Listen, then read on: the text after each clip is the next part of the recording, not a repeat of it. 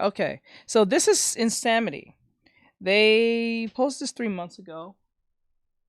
They have 165 subscribers, pretty barely new, and they made a video called Some Finished Manga Recommendations. So we're gonna see what this is about and see where it goes. Now, remember these videos, these manga videos, recommendation videos will be going on the reactionary videos. So they will not be on the main channel. Anything art related will be on the main channel. Anything that is outside of that will be on the reactionary channel. So just to give everyone a heads up. So let's see what Insamity, am I saying that right? I think I'm saying it wrong. But anyway, let's see. And I hope I didn't butcher your name too much, but let's check it out. Manga. I really like manga. To the point I've read more manga than I have watched anime this year. Not gonna lie, that needs to change, but anyway. I'm here to share with you 5 manga that have stuck with me. Stories that I feel need more love. Because seriously, I've barely seen any discussion about these online at all. So let's change that. And don't worry, all of these are already finished. So no need to experience the pain of waiting for a new chapter. So I encourage some browsing. I'd say I have a variety here, but you'll be able to tell which genres I favor. And let me know in the comments what you think of them. Without further ado, let's get into this, shall we?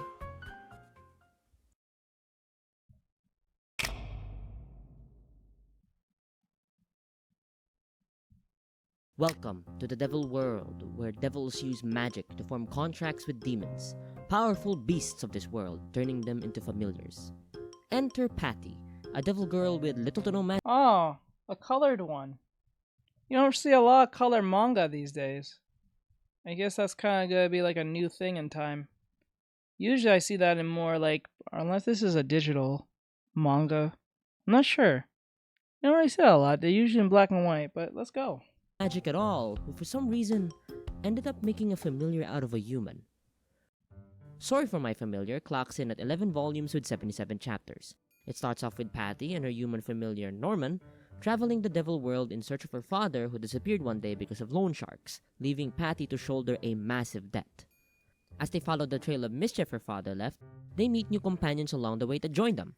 Lasanil, a traveling gem specialist, and a familiar named Mau, a carbuncle, and another human by the name of Otto, who seems to know about Norman's life before becoming Patty's familiar.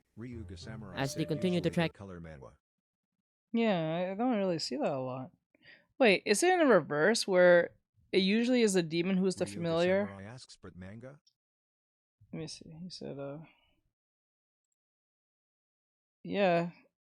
Usually, usually color manga. I usually see it in color manga, but not in manga. That's what makes this strange. It's not something you usually see. Um, so wait, is it in reverse now that the demons summon? Unless I wasn't paying attention, the demons summon the humans as a familiar, not the other way around. Is that how that works? down Patty's father, though, they get sidetracked. A lot. That's because Norman is a researcher, absolutely obsessed with devils and demons, using his insane strength and knowledge to subdue and then study them. Which is one of the main sources of comedy in the manga, but it's also a really great way of world building. You get to find out all sorts of things about demon biology and behavior, his masters and eventually other companions' quirks, and you get to find out about the history of this world through him.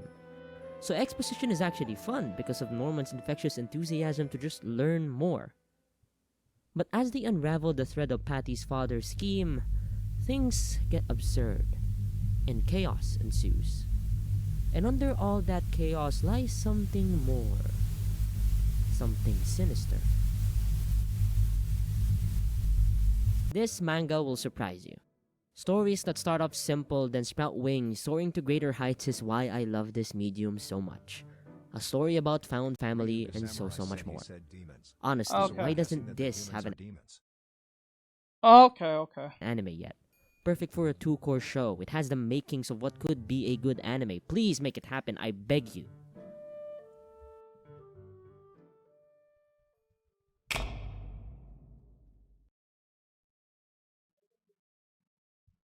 Have you ever found yourself thinking you need to explain why you love something? I'm in love with the older girl next door follows Sugihara Taseku, a middle schooler who fell in love with, as the title suggests, the older girl next door, a high schooler by the name of Hoshino Shia who is an avid fan of Western films. So for Sugihara to get closer to her, naturally he started to get into those movies himself. eventually watching it together with her.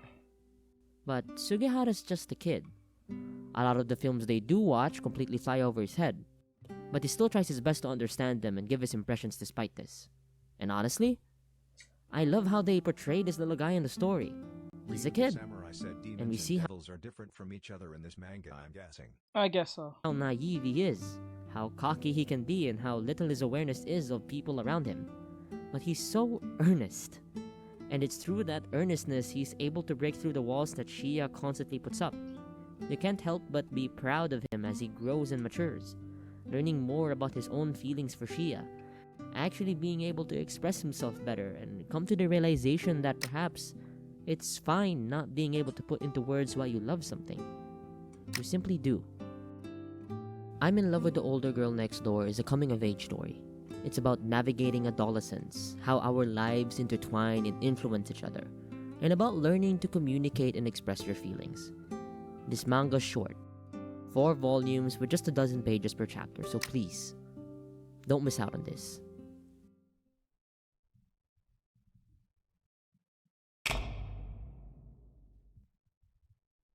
What the?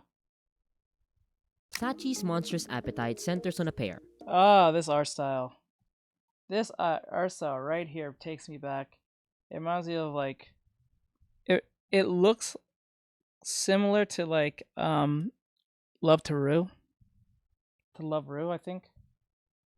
Bro, this is like 2010 or like 07 type art style. Very like over the top, very sharp. My God. Funatsugi Makie, a junior high student and a great cook, and Mitsuhara Sachi, an upperclassman who's constantly hungry. And oh yeah, she's also sort of a monster. Specifically a Watari, these mysterious creatures that live led by their desires and are either pretty harmless or will literally kill you. And for whatever reason, ever since he was a child, Makie had this scent to him that attracted these creatures. And it seems his encounters with them have only gotten worse over time. So Sachi has taken it upon herself to protect him from other Watari who plan to eat him. And it puts into question, is there really a difference between humans and Watari? This manga is a lot. Despite clocking in at just 6 volumes, I find it a struggle to actually talk about, because I feel like I dig into it too much. This is one of those manga where the experience of reading itself is the best part. This has such a unique premise and it has so much heart. So many moments of tender warmth juxtaposed with ridiculous antics. It has such a different vibe compared to a lot of what I've read. And the art? Man, the art is phenomenal. Chomaran, the mangaka, has such a strong sense of style. And the way he paces this manga makes for some of the most impactful pages that have stuck with me for years now. And it's also filled to the brim with fetishes, which makes sense when you know the artist and what other stuff he does. You know, you can look at that on your own. I'm not gonna say much more. I'd rather not rob you the experience of opening this bento box. Wait. Let me go back. I didn't see it. I'm sorry. I have to witness this. Stuck with me for years now.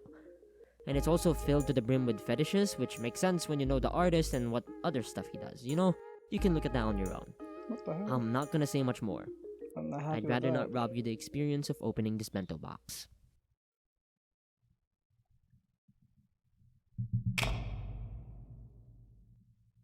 Ryuga Samurai said lol. That just ruined Magic it for me. I is just realized what I dying. was looking at. As the Industrial Revolution begins its stride and usher in a new era, magic and supernatural creatures are fading from the memory of humanity.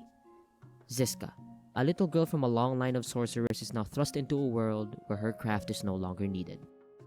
How to Treat Magical Beasts clocks in at around 5 volumes with 30 chapters and follows Ziska, a young sorcerer and apprentice to a veterinarian, as we see her face the reality that magic is slowly being forgotten by the world around her. Magic only works for those who believe in it, and when medical technology is constantly getting better and easily accessible, people's dependence on magic has waned over the years. That is dumb. I'm not gonna lie, that's kind of dumb. That's dumb. I think magic will do a way better job than actual like stuff, like technology wise. I'm pretty sure magic is much more effective. That sounds dumb. But despite this, there are still magical creatures that roam the land that need help. And with the help of her master, Nico, they find ways to use both the technology of the present and magic to treat them. And that's what makes this manga so interesting. Exploring the relationship between magic and humanity. Magic and magical beasts would not exist if not for the stories that humanity has made in order to make sense of the unknown. Thus, their biology and existence are always intertwined with science and humanity's history. You get to know of their true origin and why there are stories about them, and see the difficulties they now face as humanity's ceaseless advance slowly demystifies the world around them. This manga's the kind where you lose yourself in its world. It's fascinating and honestly just a really comfy read. Slice of life fantasy is probably my favorite mix of genres ever, portraying daily life in a fantastic like magic, really. Tech is basically like, yeah, but explain wise. Well, then again, I guess you can explain magic too. If magic was real, there has to be some way to explain it to use it. So I guess so.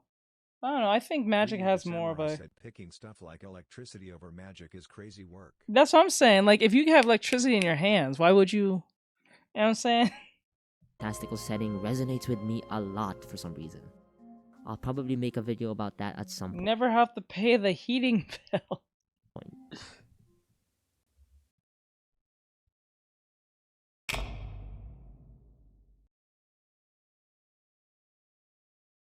This manga is about a 14-year-old girl who was kidnapped by her stalker. What? Okay, alright, now I know that sounds bad, but let me explain. Just from that, I know it raised some eyebrows, and I won't blame you. It sounds like the start of some trashy manga that would be called problematic over on Twitter. Yeah. But this is I genuinely guess. one of my favorite manga I've ever read. Hell, one of my favorite pieces of media ever. One Room of Yeah, you better Happiness like that follows two shit. nameless protagonists. The girl's real name is always redacted anytime it's mentioned and is eventually given the name Sachi by her kidnapper, who's just called Mister throughout the majority of the story because he keeps his identity a secret. Sachi has lived her whole life being abused by her parents, being locked up in her room and handcuffed, only being let out when it's time for her to go to school. And those at school see how battered and bruised she is and bully her for it. Both What? sides are What? What? These are some sick children. Wait, if the kids can see it, why can't the adults see it? Like, she's getting bullied for it, so I'm like, there's no adult that's going to, like, step in? That's weird. aware of her situation but refuse to acknowledge it, because it'll only expose the shitty things both sides have done to her. Is that a normal Miss- thing to be making fun of kids who get abused by their parents? Is that a thing?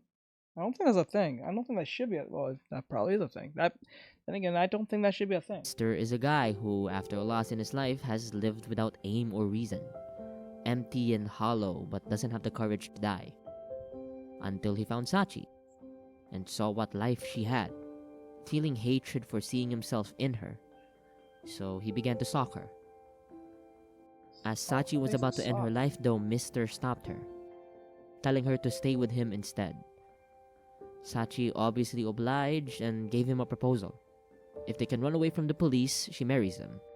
And if they get Ryuga caught, Samurai said they will die maybe it's a together. Japanese thing Thus begins this Wait.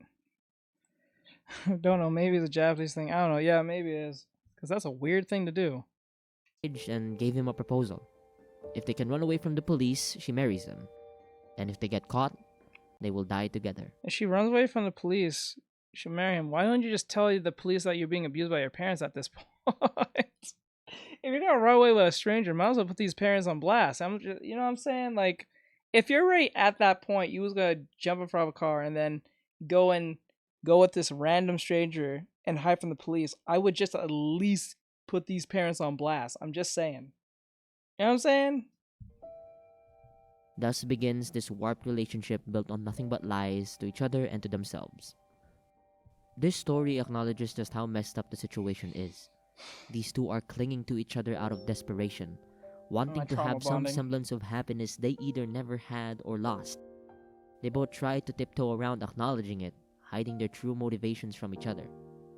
But a little further into the story, they have to move from where they initially hid, and they finally get honest with themselves. Mister really only took her in because of his own self-interests, to prove something to himself. And Sachi now doesn't want this warped relationship to end, Even if the happiness she's gained from Mr. is fake, she would do everything in her power to protect it. So they continue to keep the charade up, saying they're staying together because of their own self-interests. Around the same time though, we are introduced to a pair of private investigators hired by Sachi's mother, who have a hunch that there's more to this kidnapped girl case than meets the eye. So they follow Mr. and Sachi to their new hideout.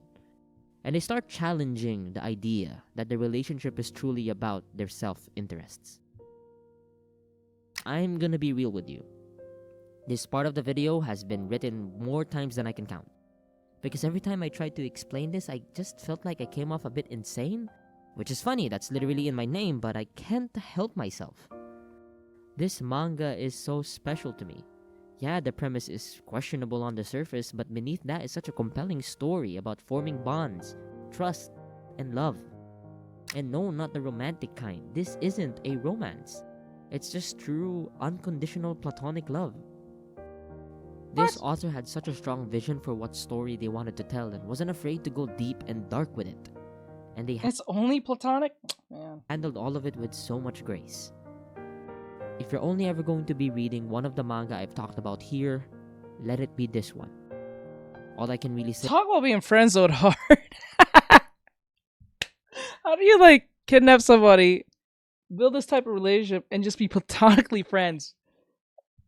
Most cases, people who end up in these situations end up being lovers. Whether it's Stockholm Syndrome or whatever case may be. Ryuga Samurai said teach lol. Like, I'm just wondering, like, that's weird. That's a weird one.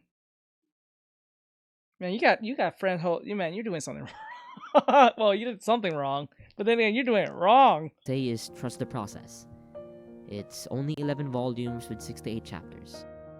This here has soul, and it's stories like these that I read manga for. Why do I feel like it's gonna end bad? Thank you for watching. I'd like to give my thanks first to my friends who were there to support me. This video was in the works for around 2 months, and I had a lot of moments throughout where I was fighting with myself. As they say, we are our worst critics, and it's very much the case for me. My brain moves like a mile a minute, and when I think about it now, I think he did say that. I don't think he was into her romantically anyway, so I guess that doesn't count. I find it difficult to put my thoughts into words that are cohesive and digestible. So I kept second-guessing myself every step of the way. I've probably annoyed a few of them for bugging them so much, but they're the reason why this got out. Samurai said like a bad Y'all know who you are, and I love Yeah. y'all so much. Kind I'd also like to thank my artist friend Goofy Mage for helping me with this mascot. Go follow them because they're awesome. Link down below. cool. You're gonna see more of this guy in future videos. Man, this took a while. I'm sorry it took half a year to get a new video out. It's alright, bro. That was a good video. I think you did a great job, to be honest. So with that said, this was Insanity. I think I'm still saying it wrong. I am so sorry, bro, if I'm saying your name wrong. But you did a great job on the video. I think it's pretty good. This was 3 months ago, so it's not super recent, but you are small and 165. So let's hope you get more. Just for the hell of it, I'm going to give you a subscribe. I'm going to subscribe to you. Wait, is it 165? Yeah, 165. Yeah, I'm subscribed to you. You got 166. I hope you get more subscribers and more people watching you. So with that said, like a shot, share, follow, and comment. This is a pretty good video, and I enjoy it every second of it. Yeah, good recommendations, bro. Yes. See, my mods are amazing. Thank you, Bri.